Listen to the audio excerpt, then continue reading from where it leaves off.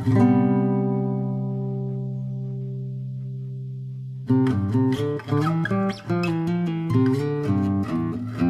si Simon, isang mayamang mag-aalas na pinagkakatiwalaan ng mga kapangyarihan.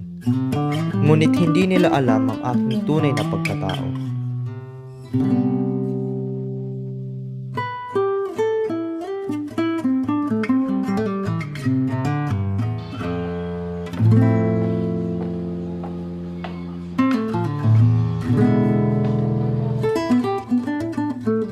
Noon, ako ay si Crisostomo Ibarra, isang binatang may pangarap para sa bayan.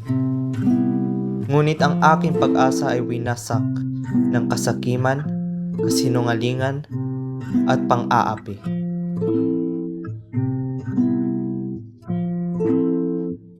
Kaya ako'y nagbalik, hindi na bilang Ibarra, kundi bilang Simon.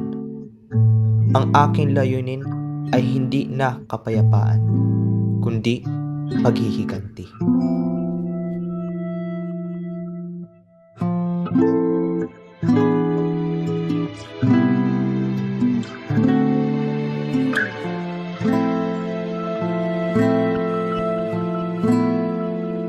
Ang mga alas na ito ay hindi lamang palamuti.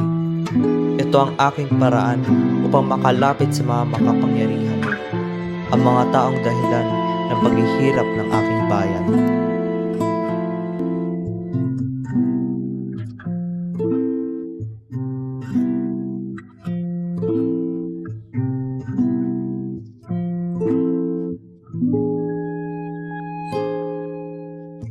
Makikita nila ang kanilang kapangyarihan, ngunit hindi nila alam na unti-unti ko silang inilalapit sa kanilang pagbagsak.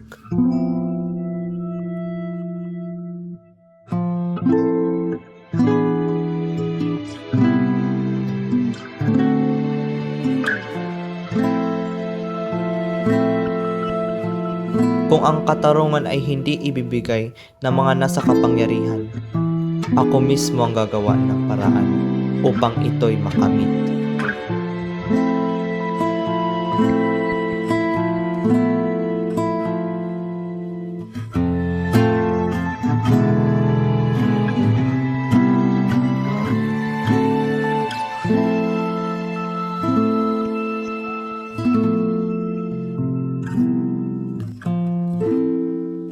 Ang apoy ng pagbabago ay malapit nang magliyab.